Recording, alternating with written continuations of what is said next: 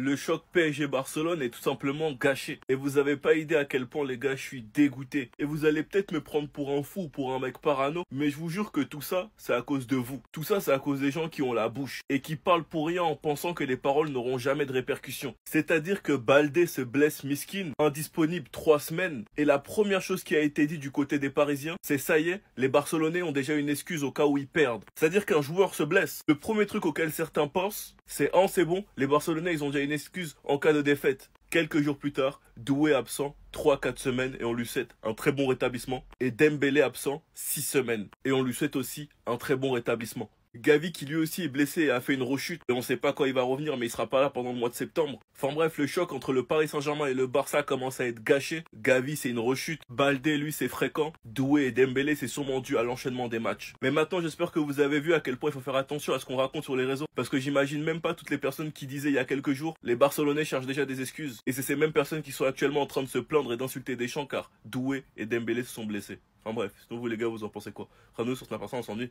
Le choc, c'est plus un choc. Maintenant, c'est les Barcelonais. Alors qu'on vient d'apprendre ce matin, Dembélé et Doué quittent les Bleus et rejoignent le Paris Saint-Germain. L'un pour une blessure au mollet, le second pour une blessure à l'ischio droit alors qu'il sortait d'une blessure à la jambe gauche. Maintenant, ça spawn d'un coup. Gavi risque de manquer tout le mois de septembre avec Barcelone. Vous rappelant que PSG-Barça, c'est dans 3 semaines. Sa blessure semble plus grave que prévu. Sachant que De Jong, renvoyé aujourd'hui à Barcelone par son équipe nationale, va aussi aujourd'hui de son côté évaluer sa blessure. On le savait depuis 3 jours, Baldé s'est aussi blessé. Et Lamine Yamal a une gêne, un inconfort. Va quand même jouer demain soir contre la Turquie. Ils sont en train de tuer notre football. Mais c'est tellement incompréhensible. On va pas se mentir, on aime quand les équipes nationales s'affrontent. Mais c'est drastique à quel point un joueur qui quitte son club se blesse rapidement une fois arrivé en sélection. Et là, en l'occurrence, on parle pas d'un joueur. On parle des joueurs, des clubs importants, dont une saison entière peut tout changer sur ça. On est à 3 semaines de l'un des plus gros chocs de cette saison. Regardez, pratiquement tous les joueurs sont blessés. Ça va finir par envoyer des noms maintenant en sélection. Voilà. Ça va finir par leur envoyer non. Je suis désolé, mon joueur ne vient pas. C'est quand même incroyable à ce point-là. Ils vont ruiner l'un des plus grands chocs. Les gars, je suis atteint. Ousmane Dembélé va manquer 6 semaines de compétition avec le PSG. Ah, j'ai la haine, j'ai la rage. Son absence face à l'Atalanta et pour le classique est déjà confirmée.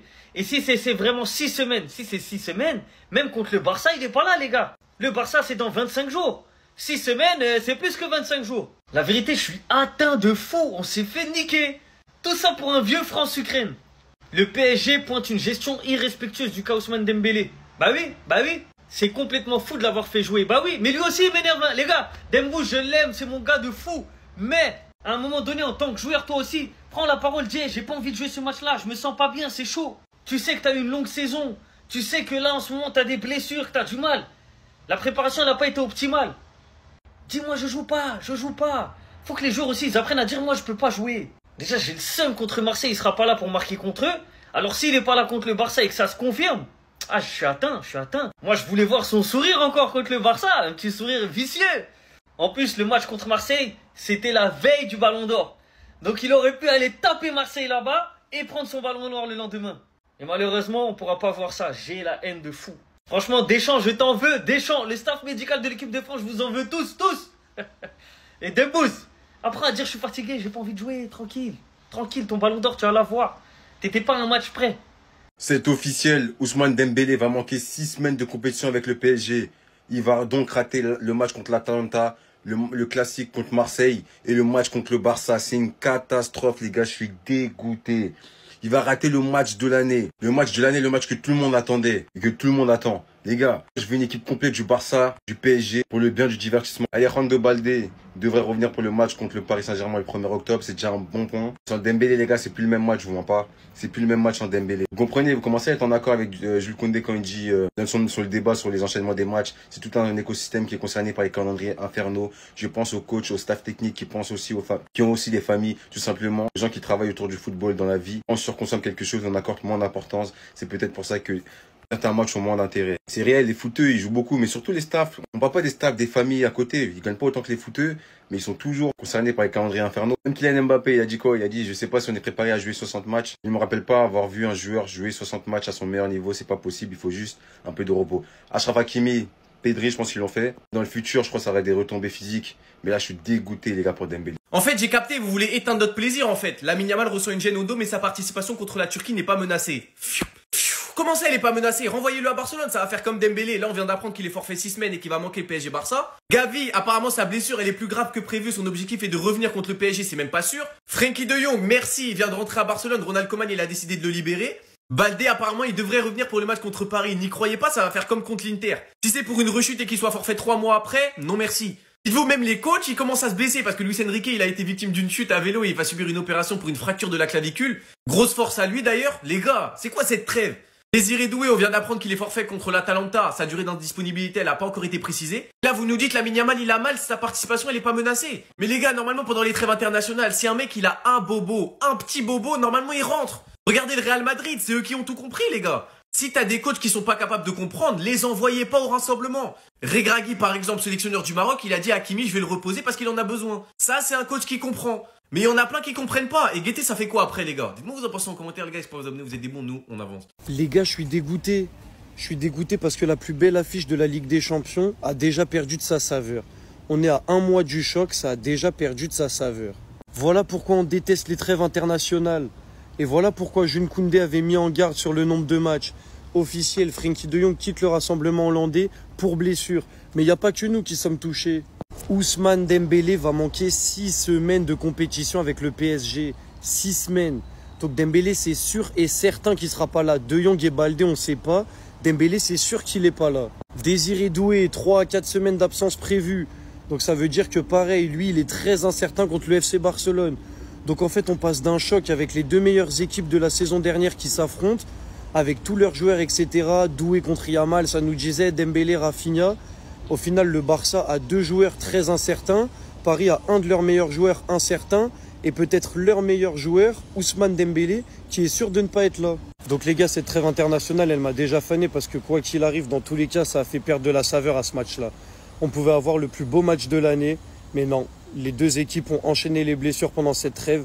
Et quoi qu'il arrive, ça a perdu de sa saveur parce qu'il y a forcément des supporters d'un côté ou de l'autre qui vont justifier la défaite de par ses absences. Le jeu va être moins beau, les 2 équipes sont affaiblies. Donc voilà, ça reste une des plus grosses affiches de l'année avec peut-être les 2 meilleures équipes de l'année dernière, même avec 2-3 absences dans leur effectif. Mais la blessure de Doué, Dembélé, Baldé et De Jong, ça ternit l'image de ce face-à-face. Et en vrai de vrai, ça va gâcher un petit peu la saveur parce que là, si les 2 équipes avaient leur effectif à 100%, ça aurait été la confrontation du siècle, que ce soit sur le terrain ou entre les supporters. Donc la trêve internationale est encore venue gâcher ça et franchement, je suis dégoûté. Le match Barça-PSG ne s'annonce finalement pas du tout divertissant. Bougez pas, je vais vous expliquer parce que là, il y a beaucoup de blessés des 2 côtés. Mais quand même un peu plus du côté Barça, mais regardez. Après être sorti hier sur blessure, Ousmane Dembélé va manquer 6 semaines de compétition avec le PSG. Déjà, il rate le début de la Ligue des Champions. Et c'est certain, il ratera le match contre le Barça le 1er octobre. On a aussi Désiré Doué qui est sorti sur blessure, qui est lui aussi forfait pour le début de la Ligue des Champions, qui sera peut-être forfait aussi contre le Barça. Côté Barcelone, on a Frenkie de Jong qui est blessé, qui a quitté le rassemblement avec l'équipe hollandaise. On a également Gavi, sa blessure est plus grave que prévu. Sachant qu'on avait déjà Baldé, ça fait maintenant Gavi, De Jong. Et on a aussi Lamine Yamal qui s'est plaint de douleurs au dos. Mais il devrait quand même jouer contre la Turquie, mais bon, on verra selon l'évolution de sa blessure. Le match est dans seulement 3 semaines, les gars. Je sais que certains reviendront pour le match. En tout cas, pour le PSG, Dembélé, c'est mort, mais Désiré Doué, on sait pas. Mais honnêtement, les gars, je préfère que Désiré Doué joue plutôt que Dembélé, parce que les derniers mois de Désiré Doué, c'est pas trop ça. Hein. Honnêtement, les gars, soyons honnêtes, ce match serait meilleur en phase à élimination directe. Ousmane Dembélé sera forfait et absent pour 6 semaines et manquera les matchs contre l'Atalanta Bergame, l'Olympique de Marseille et le FC Barcelone. Désiré Doué est lui aussi forfait contre le Racing Club de Lens et contre l'Atalanta Bergame. Le Paris Saint-Germain sera privé de ses 2 meilleurs joueurs pour plusieurs semaines. Merci Didier Deschamps. Voilà, merci surtout pour le cas Ousmane Dembélé parce que Désiré Doué, c'est peut-être pas de sa faute. Mais voilà, la gestion des joueurs parisiens par Didier Deschamps pose question. Est-ce que tu as trouvé que ça pour trouver de l'aide à tes amis marseillais? Je ne sais pas, mais voilà, là ça va être compliqué parce que encore Dembélé ne fait pas un gros début de saison, mais il était en train de monter en puissance et les 2 buts contre Toulouse lui avaient donné confiance. Désiré Doué aussi pareil. Et là, sans Doué et sans Dembélé contre Marseille et l'Atalanta Bergame, ça risque d'être compliqué. Maintenant, c'est aux remplaçants de jouer. Mais voilà, en plus de ça, Luis Enrique ne sera pas sur le banc pendant les prochains matchs. Donc Paris va être orphelin de Doué, de Dembélé et de son coach Lucho Luis Enrique. Merci Deschamps, merci la FFF, merci l'antiparisianisme. Et maintenant, il va falloir se débrouiller avec ce qu'on a. Le pire scénario se confirme pour le PSG avec Dembélé et avec Désiré Doué sur leurs blessures. 6 semaines d'absence pour Dembélé, 3 à 4 semaines pour Désiré Doué. En gros, tous les deux pourraient louper le match face au Barça. Et là déjà de une, en tant que suiveur du football, on est dégoûté parce que clairement on avait envie de les voir sur le terrain, on avait envie de voir deux effectifs un peu au complet s'affronter, ce sera pas le cas. Et puis le PSG se retrouve quand même amputé de la moitié de son attaque à l'instant T. Ousmane devrait donc louper et Désiré Doué lance l'Atalanta surtout, premier match de LDC. Alors encore ce groupe de la mort, tu as un des matchs les plus ouverts potentiellement. Voilà, encore une fois, le PSG va avoir une phase Ligue probablement encore bien compliquée avec ses blessures et la fatigue. De toute façon, on en avait parlé. Quand tu joues autant, à un moment, tu crèves les joueurs. Le Classico aussi, qui devrait être loupé par Ousmane et Désiré Doué. Et du coup, on a le match face au Barça qui sera début octobre. Alors là, on verra. Est-ce que Doué sera de retour ou pas? Si c'est le cas, il sera tout juste là. Il viendra à peine de reprendre, donc évidemment pas au top de sa forme. Par contre, Ousmane ne sera pas là. Il devrait aussi louper le match face à Lille. Et voilà, les gars, on y est. C'est la cata. Encore une fois, on en a parlé hier, ce manque de recrues. Et on va voir au niveau de l'effectif ce qui reste pour le PSG. Eh ben, c'est très léger. Et ne venez pas me dire, s'il vous plaît, ne venez pas me dire que l'effectif du PSG est large devant. J'ai eu beaucoup de messages comme ça hier, mais les gars, je sais pas sur quelle planète vous vivez, parce qu'on m'explique que donc tu perds Dembélé, tu perds Désiré Doué. Il te reste donc Vara, Barcola et Ramos en tant que titulaire. Alors Ramos qui reste quand même un point d'interrogation et décevant dans tous les vrais rendez-vous où tu l'as attendu. Et derrière, il te reste donc Mbaye et Kangin Lee qui est compté dans les milieux de terrain. Et il y en a qui m'expliquent, c'est bon, le PSG est tranquille, le PSG est serein. Non, les gars. Parce qu'aujourd'hui, déjà, Mbaye, on va même pas le compter, parce qu'on l'a vu avec encore son entrée à Toulouse, c'est vraiment beaucoup trop tendre. Et puis Kangin Lee, voilà, on a vu encore l'année dernière, ça a jamais été un élément important de tes succès. Non, il a été décisif face à Tottenham, il a fait une super entrée, tant mieux. Mais aujourd'hui, c'est clairement pas un élément important. Donc, le PSG s'est mis dans une situation compliquée en ne recrutant personne. On va espérer désormais qu'il n'y ait pas d'autres blessures, parce que si jamais il y a d'autres joueurs qui sont blessés dans cet effectif, autant dire que c'est la catastrophe. Voilà, et il va falloir que Luis Enrique, c'est même plus un magicien qu'il va falloir que ce soit, c'est Gandalf en personne, les gars.